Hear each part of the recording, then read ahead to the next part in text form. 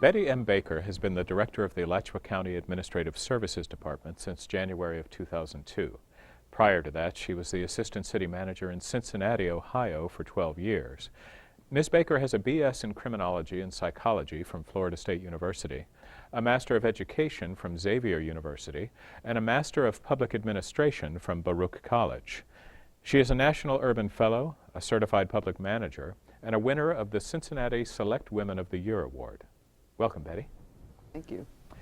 Betty, as you know, we've been doing a series of interviews with directors, with the idea being that when we're done, we'll have a Civic Education 101 series of videos that folks can go to our website to get an overview. And I'm so happy to get an overview of administrative services, because I know that you guys, for the most part, toil diligently in the background here and you're not the department that makes the papers normally in terms of public discourse. But can you tell us, just to start, what the mission of administrative services is? Yes, Administrative Services is an internal support department, and that means we provide the support to the operating departments that serve the citizens directly. We are challenged to provide quality support to the citizens and the employees of Alachua County. We have several departments, and our main goal is to provide internal quality customer services to the departments. And I'm amazed at the variety of departments that fall under you. Equal opportunity, facilities management, human resources, organizational development and training, risk management, administrative support, purchasing, diversity and inclusion. What do you do with all your spare time, Betty? Well, we don't have any. That's right. It's one of these organizations where it's actually a division of individual businesses. Right. And although they're all internal support, if you notice, they are all different types of businesses that provide support. In some areas, they're called general services, and in others, just administrative support. So we focus on providing that services to the departments that serve the citizens. And as you can see, we're covered by statute. In many cases, we are required to provide those services. Sure. Well, why don't we dive into the divisions? We have so many to cover here. Now, I know that what used to be organizational development and training has kind of morphed into a new title. Is that correct? Or? You're absolutely correct. Administrative Services, Organizational Development and Training was primarily focused on training and the upward mobility of our employees. Our goal is to provide quality training so that we can prepare those employees for promotional opportunities, and we feel that investment in the human infrastructure is the key and is critical to the success of any organization. Most recently, the board approved a development of a diversity and inclusion program, and they moved the special recruiter to my department, and we changed it from special recruitment to county-wide recruitment. And within this new division, we will have organizational development, which is studying the organization. We will have training. We will have county-wide recruitment, and then we will also do organizational consulting. I see. And, I know that particular division is so important these days, particularly when, I guess it's been about 4 years since county employees have had a raise, but there are other ways to kind of nurture people, and certainly individual development is one way that we can do that. You're absolutely right. Once again, going back to investment in the human infrastructure in an organization is critical to its success. This division will continue to find ways to appreciate and show appreciation to our employees for the hard work they do. Mm-hmm. We will also look at ways that we can develop in-house upward mobility training. And I'm pleased to say that during the tight budget cuts, we decided to bring a lot of the training in-house so that we can assist our employees in the face of cost-cutting measures and show employees that we do support them through training and education. Well, both myself and many of my staff have taken advantage of these classes, and they've just been excellent. And you all have such a wonderful, not only human resources within that department, but the book library and the video library and all of the tools that you have. And I'm an INFJ, I think, or an INFP. I know you do Myers-Briggs, okay, too. We do Myers-Briggs, and you're an IN, so that's good to know. Polar opposite from me, but I've learned to function as an extrovert. Okay. Betty, I know so many of your divisions, well, all of your divisions are so important. Tell us about the Human Resources Division. The Human Resource Division is headed by Kim Baldry. Oh, and I forgot to mention that Susanna Cosier is over the Organizational Development Division. And we just added DJ Ferguson to handle the countywide recruitment. Right. The Human Resource Division is actually headed by Kim Baldry. And in that division, they are responsible for recruiting the best and brightest to come to the county to work. They process applications. They refer them to the department. In fact, last year they processed over 24 positions, and during the hiring freeze. But they are constantly seeking ways to increase flexibility in hiring, but at the same time regulate according to the federal statutes. Right. So it's sometimes that's one of the departments that everyone loves to hate, because sometimes we may say no, Right. but when we say no, it's because we have federal guidelines to follow. And when you say federal guidelines, those are things like veterans, Veterans preference, Administration, Title VII, equal opportunity laws, disability laws, uniform codes, hiring laws, and that's just a few. And we could show you a book of some of the guidelines we have to follow in our hiring practices. One of the things that I think has been so innovative is the e-government services that Human Resources is offering these days. I mean, you can pretty much go through the whole process of applying for a job online Yes, now. that's one of our projects that we are just so proud of, because we have entered into the information technology age, and we purchased a software program called NeoGov, and anyone from anywhere can see our vacant positions on the website. Right. They can apply, and we can process it almost to the end, almost paperless. Our goal in HR is to actually have a completely paperless process within the next 5 years.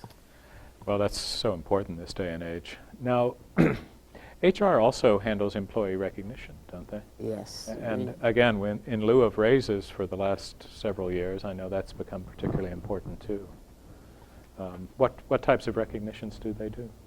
Once a month, we bring employees to the Board of County Commission and recognize them for their years of service. We also host an annual employee recognition awards luncheon, and during that time we recognize employees for their outstanding service. And did you know we have employees who've been here 30 years and never taken a sick day?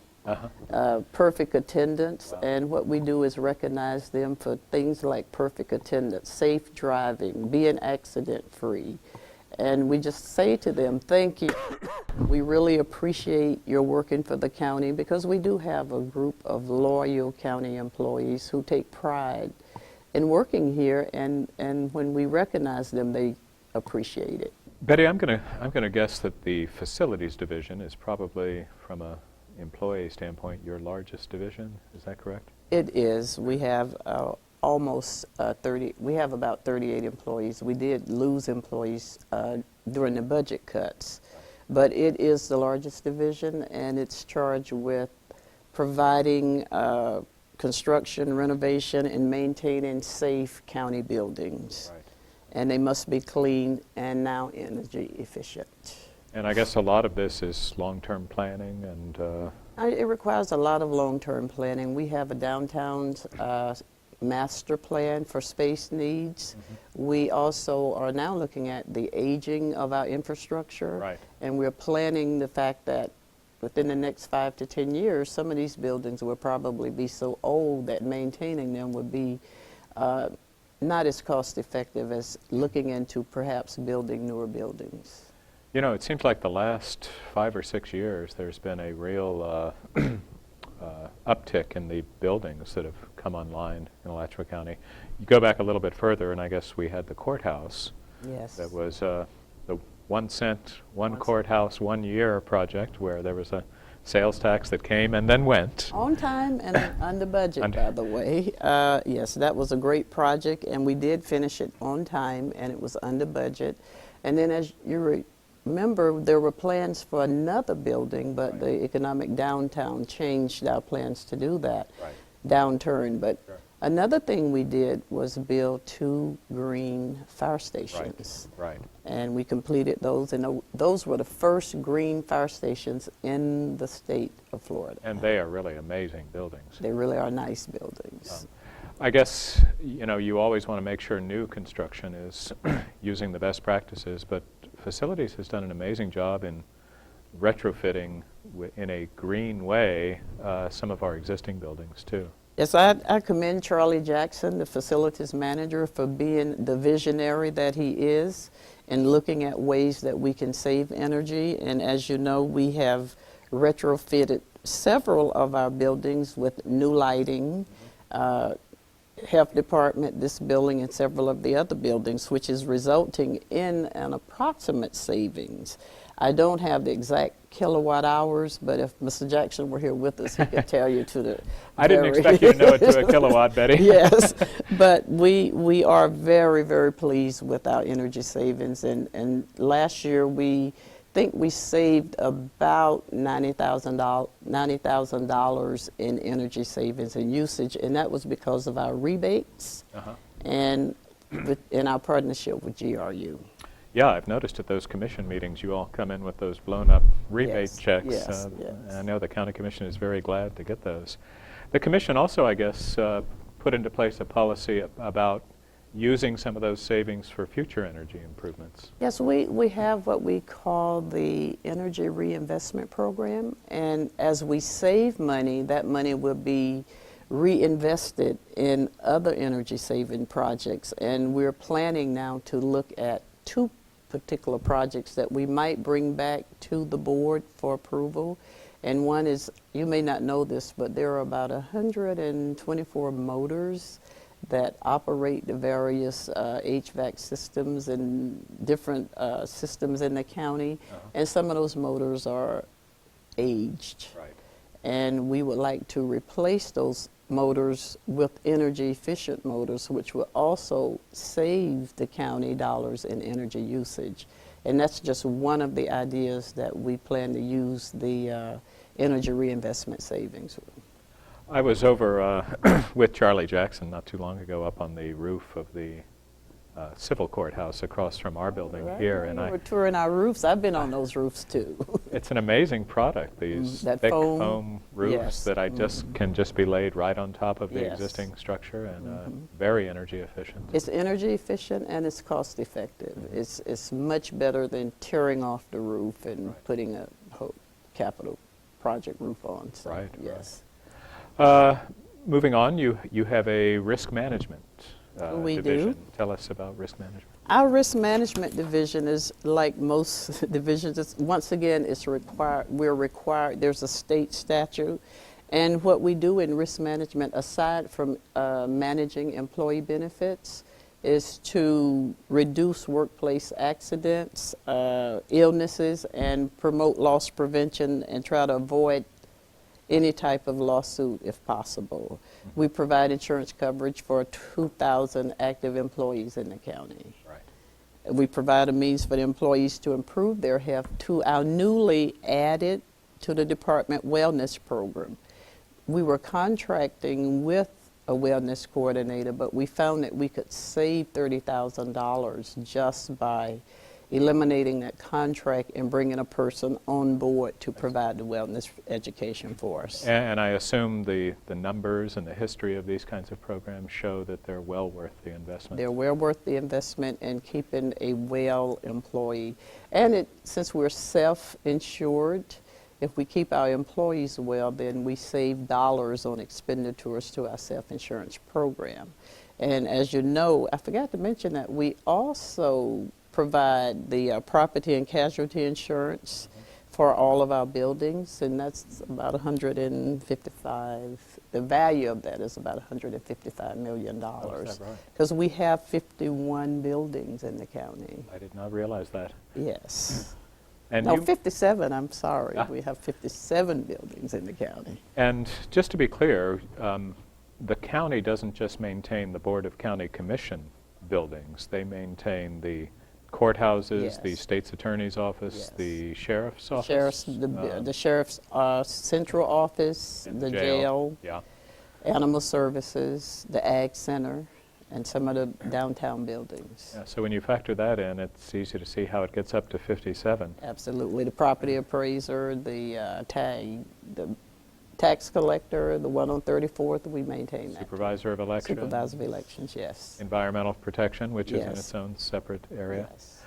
Betty, I know the county, it buys a lot of goods and services, and it enters into contracts with consultants, and we build things, and all of that kind of thing is handled through, I know, your purchasing division. Can you tell us about that? Yes, I'd be more than happy to. Larry Sapp is our purchasing manager, and he is committed, and we are committed to ensuring that all the citizens who wish to compete for services have an opportunity to sell their goods and services to the county in a fair and equitable way. We do that through the bid process and through the request for proposals. Right.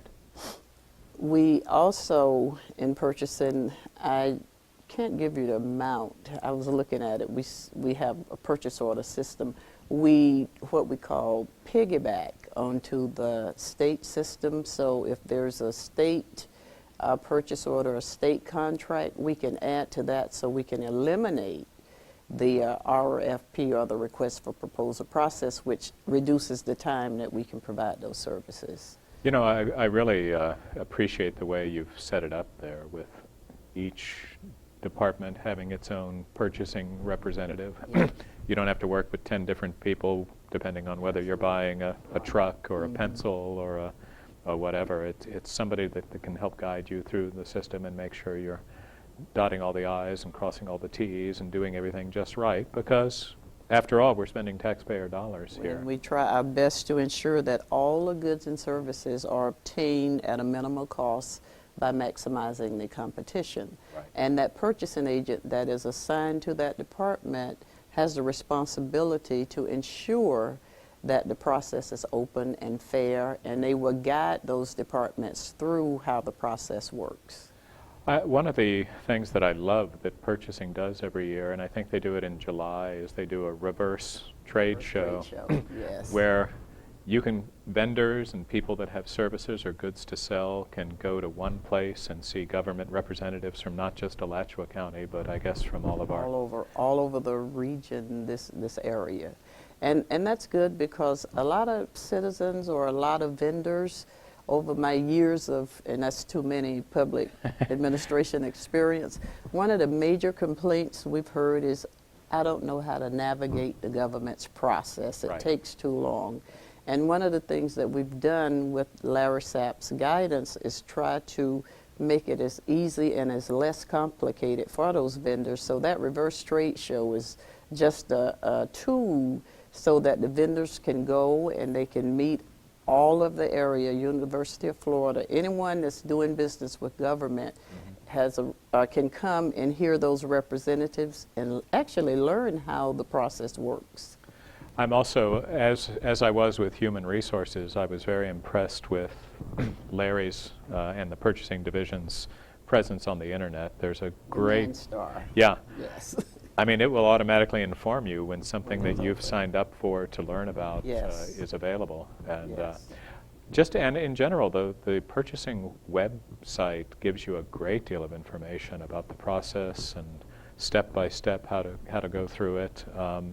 So yeah, our e-government services from your area are I think very, very state of the art. And we're pleased because this is something we wanted to do, because we have been doing things manually and it can be cumbersome, but with the new technology and the assistance of the Information Technology Department, we are just really pleased. And you mentioned HR, and one of the bigger projects is actually the online timesheet system. Right. I think everyone, and I know the citizens wouldn't appreciate this, but we in the organization appreciate the fact that we don't have to do 4 or 5 pieces of paperwork now for keeping time and paying employees and paychecks. So that's something we are pleased to have on board. And I think Mother Earth appreciates that as well. Yes, yes. Another division that falls under your department is equal opportunity. And let me start by asking, does every county in Florida have an equal opportunity office? Is that a mandate? Some counties have it in different forms. We are required to follow the federal laws when it comes to hiring, which means we cannot discriminate based on race, sex, gender, etc. I see. They approach it differently. It may be the HR director, or it may be a person in the manager's office, but they usually always, someone must monitor and report to the federal government, and I will tell you why. Any government that receives federal funds, and we receive many dollars like the Burn Grant, must provide annually an equal opportunity plan. We submit it to the Department of Justice, and I can report that ours has been received and we've been commended on our plan. I know when you've done equal opportunity workshops, you've looked me directly in the eye and said attendance is mandatory. Yes, yes. That's to keep the monies coming in, because the Burn Grant is one that covers court-related services. Right. So yes. So what are the things that equal opportunity provides to both internal and our citizens? Yes, they're charged with investigating, counseling, and providing technical assistance on any report that involves discrimination. I see. And we do that internally and externally. Do we cover just the unincorporated area of the county, or do we cover the entire county, or how does that work? We cover the county, unincorporated, and county, but sometimes a person may bring it to us and we may refer it. And if it's city or wherever that appropriate complaint goes, then we refer it to that particular agency. So if I've experienced discrimination in housing or employment, I would come to the county's Equal Opportunity Office, yes. And tell me about, I know this kind of overlaps with purchasing maybe, but tell me about the county's small business enterprise ordinance. I think you were here when we came to the Board of County Commissioners to establish the Small Business Enterprise Program. We had, without getting too technical, there was a law called Croson decision that said that you could no longer allow set-aside programs. So the county took the initiative to look at ways to continue to have small businesses and women businesses do business with the county, and we created what we call a Small Business Enterprise System, and we actually established a small business enterprise zone which covers this region of the county. So we assist and provide opportunities for people to learn how to qualify for the small business enterprise system in the county. And I don't have the number now, but we do have an outreach program so that we can get as many small businesses as possible into our vendor pool so that they can purchase goods and services through the system. I see. You know, we joked before about the equal opportunity workshops that are mandatory, but having attended many of those, they're really excellent. Jackie Chung in that office does an amazing job, and she recently took over for longtime EO Ida. Director Ida Rawls. Yes. Yeah. Jackie has been with us, and she was Ida's supervisor, and she served as interim for years. But as you know, I guess Ida was the only equal opportunity officer the county has had, and she left with the legacy for Jackie to follow. But Jackie is doing a great job in providing the outreach and technical support, as well as investigating complaints of discrimination. Those workshops have been particularly effective, I think. I mean, and they deal with certainly any forms of discrimination and sexual harassment in the workplace, and providing accommodations for folks that you are required to do. So really these things help keep us all in compliance with some very important federal laws. Yes, and what we try, our approach is to not beat people over the head, but train, teach, and guide people into following the laws and knowing that it's the right thing to do. And I think that our complaints are resolved without litigation. And I'm just pleased that the results that we have as a result of an excellent staff in equal opportunity, because my previous experience, I've gone through some court cases that were not. Right. Do we offer advice to outside businesses in terms of just... We've had a couple of training sessions this year where we actually invited all of the businesses to learn about ADA and Title VII. And I was looking at the reviews from the sessions, and some of the reviews were saying, excellent, we appreciate the assistance. So this is part of Jackie Chung's outreach, and we're pleased with the way she's reaching out now to various businesses in the county. Well, thank you for what you do, and thank you for the support you give all of us. Thanks for coming. Thank you.